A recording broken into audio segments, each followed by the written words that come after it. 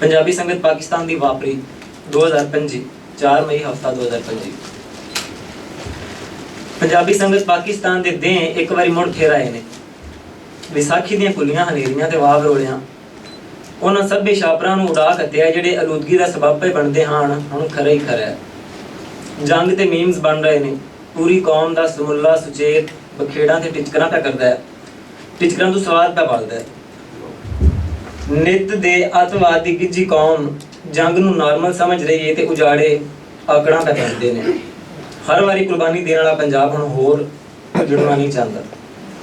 पंजाबी संगत पाकिस्तान का हफ्तावार इकट्ठ इन्हां जंगां दे खिलाफ नाबरी का होका हा। अमन का सुनिया इस इकट्ठ का तत्त बनिया 4 मई 2025 हफ्ते की शामी 7 बजे अलहमरा हाल नंबर 3 ब्रैकेट्स एक हाल का नाम असीं अपना नहीं रख सके। ये हाल है साडा ब्रैकेट्स क्लोज विच राय मुहम्मद खान नासर की प्रधानगी हेठ होया ते कवियां दियां कवितावां खूगियां नूं पीर मन्निया। कबूतर उड़ते रहे शायरी विच नाल मजदूरां दे जगत दिहाड़ की याद विच उन्हां नूं याद कीता ते मजदूर किसान दे मुड़के दी मेहनत ते अमन दी आशा दोवां दी खुशबू खिलरदी रही। ताहिर संधू नैन सुख ते नसीर अहमद दी इंतजामी मामला ते गलबात ते कुछ मत्तां रिकॉर्ड नूं सांभना डिजिटलाइजेशन वगैरह देण तो बाद संगत के नवे चुने सैकटरी जनरल अफजल साहिर ते जॉइंट सैकटरी बकी बुड़ खुद इरशाम काजम की सौं चुकाई का शगन किया गया ते पिछले साल का रिकॉर्ड नव्या प्रबंधकों के सपुर्द किया गया। इस दौरान नसीर अहमद की तरफों पेश की गई एक दरखास्त जिहड़ी कि संगत के 2 मैंबर हितम तनवीर अकरम ते नवीद अंजम की फेसबुक ते पंजाबी संगत पाकिस्तान की साख नूं खराब करने के खिलाफ दी। उनका chief election commissioner Tahir Sandhu ने जवाब दिता ते दोवां नूं एक वार्निंग दी। संगत का अगला पड़ाव आया। General secretary Afzal Sahir brackets बार बार हम जनरल सैकटरी नहीं लिखे जाएगा ब्रैकेट क्लोज ने कवि दरबार का मुढ़ बनन तो पहुंच संगत नाल अपनी जुड़त ते पिछली हयाती दियां वारदातां दी आउटलाइन दसी। कौम पसंदी दे नाल नाल इंटरनेशनल शहरी होवन ते भी फखर की गल कीती ते पिछले 34 वरियां दा खटिया वटिया खोल के सामने च रखिया। कईयां चखिया ते कईयां काई ना चखिया।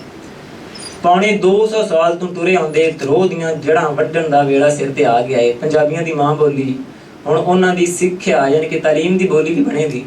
पंजाबी संगत इस सारे अरसे विच कई बूटे लाए ने।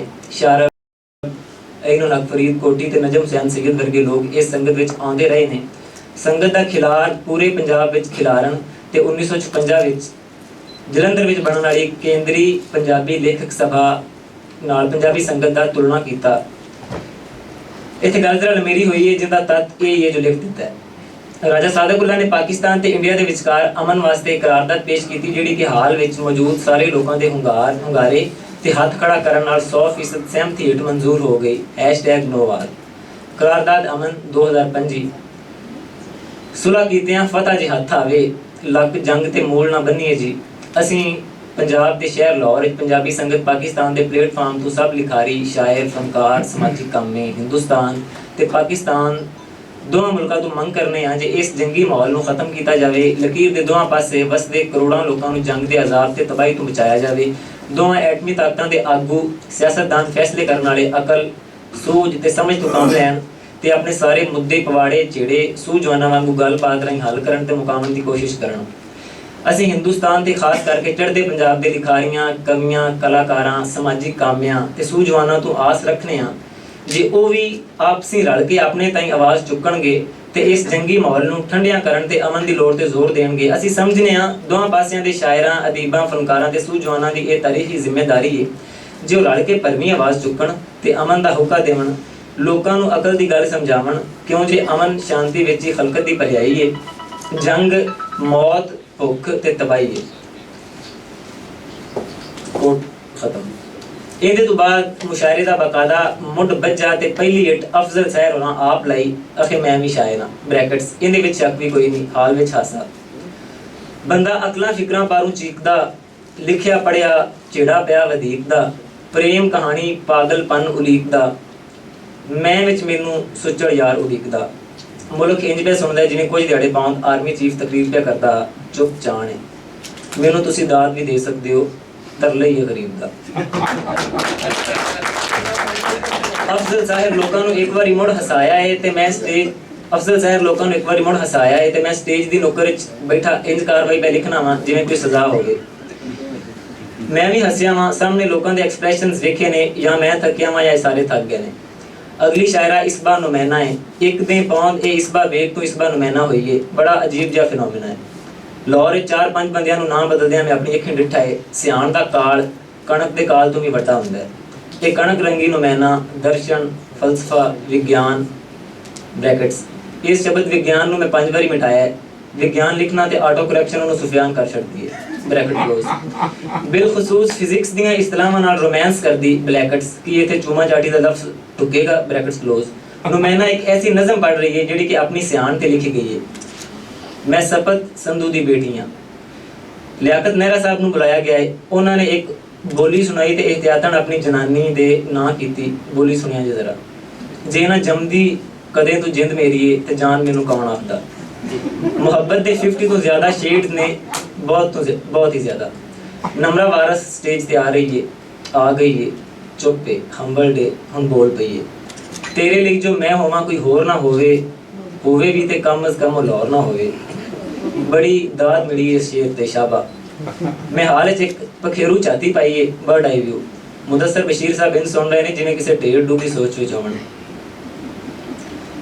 ਉਹ ਰੋਮਾਂਟਿਕ ਸ਼ੇਰਾਂ ਤੇ ਇੰਜ ਸਿਰ ਹਿਲਾ ਰਹੇ ਨੇ ਜਿਵੇਂ ਕਹਿ ਰਹੇ ਹੋਣ ਕਿ ਮੈਨੂੰ ਵੀ ਸਮਝ ਆ ਰਹੀ ਹੈ। ਕਾਮਰੇਡ ਇਰਫਾਨ ਹੋਰਾਂ ਸੱਦਿਆ ਨੂੰ ਸੱਦਿਆ ਗਿਆ ਹੈ। ਖੱਬੀ ਪੱਖ ਦੇ ਮਜ਼ਦੂਰ ਆਗੂ। ਮੈਂ ਲਿਖਦਾ ਖੱਬੇ ਪਾਸੇ ਉੜ ਗਿਆ ਵਾਂ।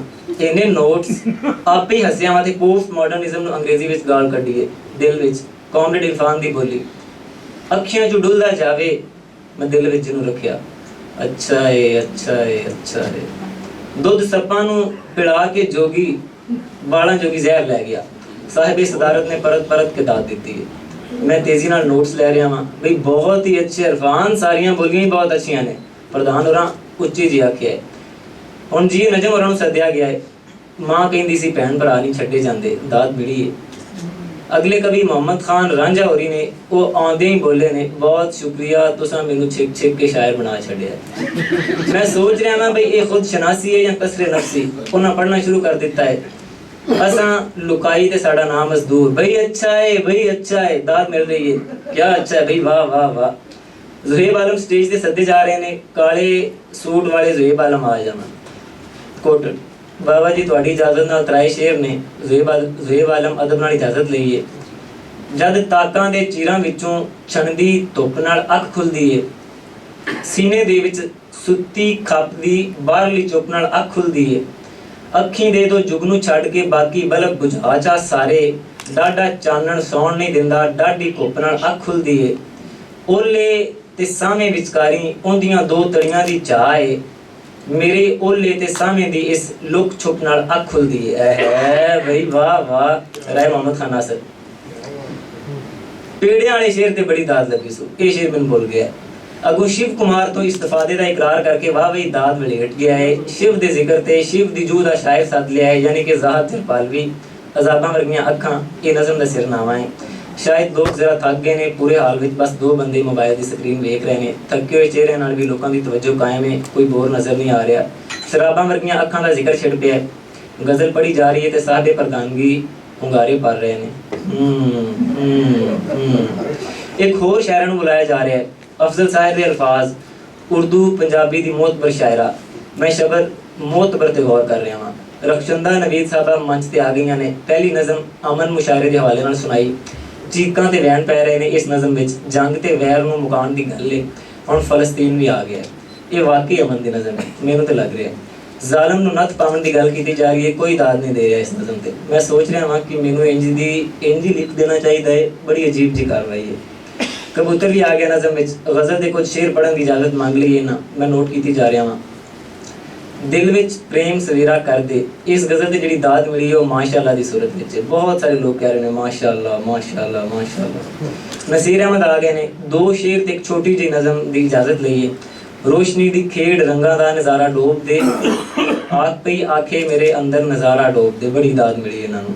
ਅਜੇ ਵੀ ਦਾਤ ਦਿੱਤੀ ਜਾ ਰਹੀ ਹੈ, ਹੋਰ ਦਾਤ ਦਿੱਤੀ ਜਾ ਰਹੀ ਹੈ। ਬੜੀ ਦਾਤ ਹੈ ਬਈ। ਹੈ ਬਹੁਤ ਅੱਛੇ, ਵਾਹ। ਡਰਾਇੰਗ ਦੀ ਚਿੱਟੇ ਦਿਨ ਵਰਗੀ ਕਾਪੀ ਤੇ ਇੱਕ ਬੱਚਾ ਸੂਰਜ ਬਣਾ ਰਿਹਾ ਹੈ। ਮੈਂ ਇਮੇਜਰੀ ਦਾ ਸਵਾਦ ਲੈ ਰਿਹਾ ਹਾਂ। ਹਾਲ ਵਿੱਚ ਮੌਜੂਦ ਬਹੁਤ ਸਾਰੇ ਲੋਕ ਇਹ ਸਵਾਦ ਲੈ ਰਹੇ ਨੇ। मैं इस स्वाद लैन की कैफियत तो आगाह हो गया वां, नाल ही कुत्ती याद आ गई। तेजी नाल नोट्स लैने शुरू कर दिते हैं।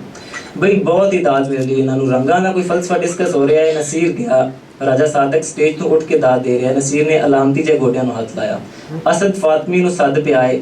सीनियर ते जूनियर दी होंद दे मानी तरतीब दा जश्न मना रहे ने। एक गलती हुई है, नसीर नूं आखिरी शायर समझ के सद्या गया हा। हुण असद फातमी ते नज़र पई ते उन्हां नूं अखीर ते सद लिया। फातमी दा कौल, बड़ी बड़ी मेहरबानी साहिर जी, अज तुसां मैनूं गलती नाल सही वारी ते पढ़ा छड्डिया।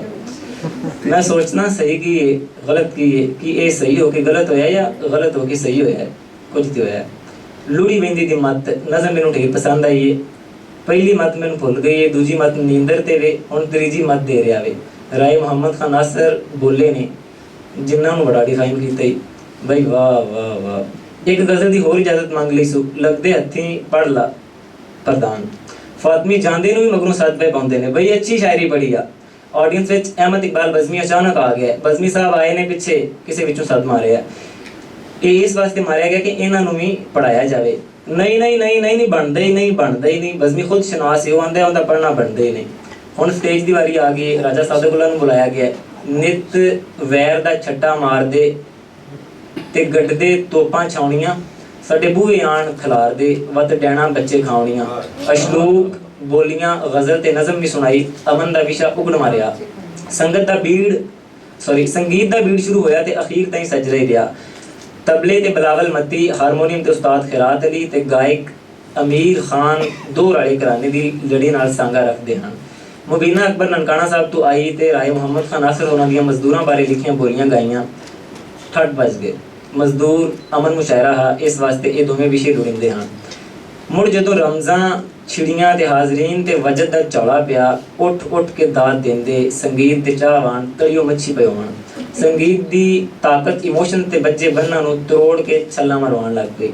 रमज़ां केड़े वेले लग गईयां निसावन यार, रमज़ां केड़े वेले। उस्ताद मुबारक अली खान मरहूम ते अग्गों उन्हां दे उस्ताद परवेज़ पारस अली ते सुरां ते रंगां नाल गुज्जे नवेकड़े ते पक्के रच्चे गायक उसामा अब्बास ने गावन छोया। वड्डे उस्ताद गुलाम अली खान दी ठुमरी गा के कन्ना दे होवन दा हक अदा कीता। दोरियां दे बख्तां ते रोवन आया, याद पिया की आए। तुफैल नियाज़ी होरां दी जग तुमी काफ़ी गा के आवाज़ दियां लहरां नूं मिजाज दियां लहरां नाल एक मिर्चा कीता। मैं नहीं जाना खेड़ियां दे नाल, दिल विच रांझे दा ख्याल, मैं नहीं जाना खेड़ियां दे नाल। साडी नवीं पूर्ण क्लासिकल संगीत तो क्यों वांझी ब्रैकेट क्लोज।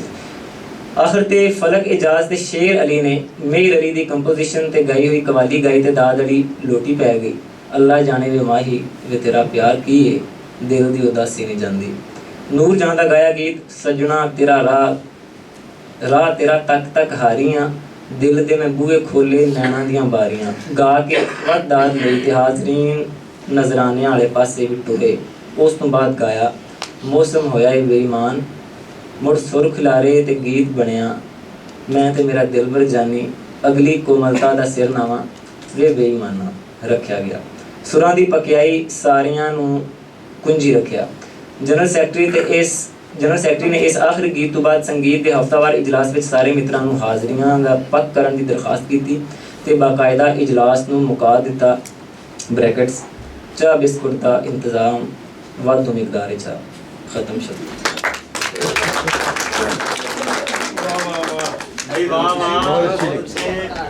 किसी ने इतराज बहुत अच्छी